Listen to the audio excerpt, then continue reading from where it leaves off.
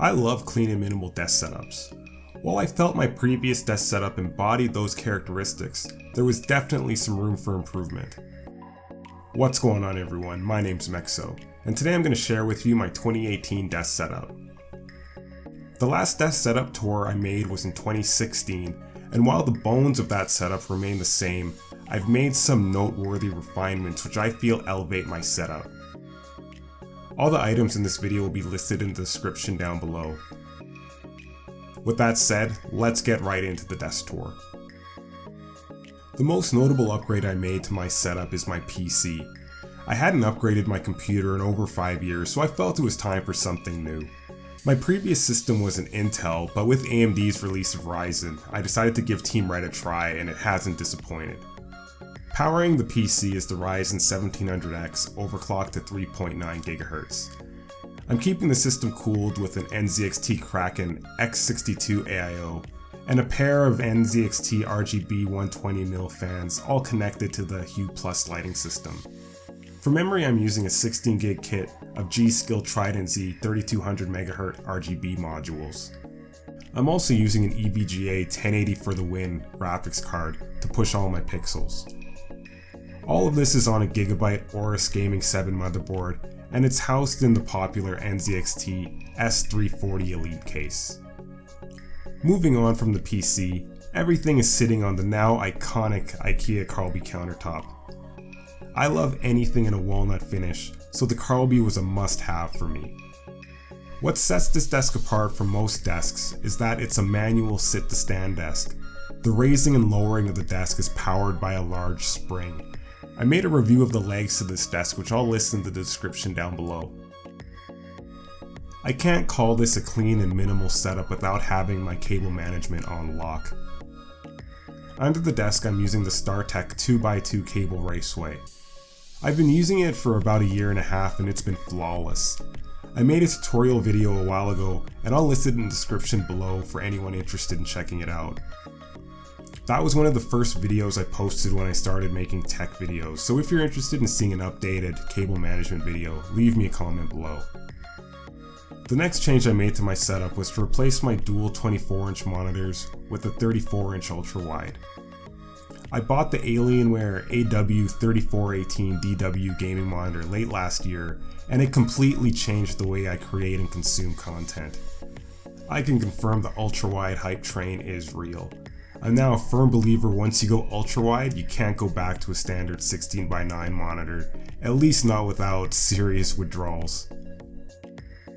Recently BenQ sent me their 35-inch EX3501R curved HDR monitor for review, so look out for that in the next couple of weeks. To the right of the ultrawide I'm using a BenQ GW2270 monitor in portrait mode. I mostly use a second monitor to keep my Twitch page open while I'm gaming, or to keep miscellaneous info up on screen while I'm editing videos. To better achieve a cleaner look on my desktop, I went with wireless peripherals. I'm currently using the DREVO Calibur 10 keyless keyboard. I made a review of this keyboard which I'll list in the description below.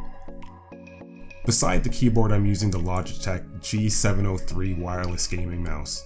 The wireless performance of this mouse is flawless, however it recently developed a scrolling problem which Logitech is aware of, so I'm probably going to have to RMA the G703.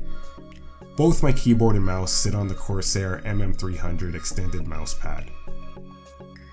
Flanking both of my displays are my studio monitors. I'm using the long discontinued M-Audio BX5A monitors which are sitting on Rockville foam isolators. I made a video talking about the benefits of isolators, so if that's something you're interested in, that video will be listed in the description down below as well. Next up is my audio interface. I'm currently using an old Cakewalk UA25EX. My next upgrade will probably be to an Audient ID14 interface. I've been waiting for it to go on sale for months, so who knows when that's going to happen. Beside my interface is an Anker USB hub I use to charge my keyboard and mouse. And of course you can't forget the head cat in charge holding things down. You tell him, Garfield. A good desk setup needs an equally good chair. I've been using the Herman Embody chair for the past couple years now, and I highly recommend it if you spend a significant amount of time at your desk.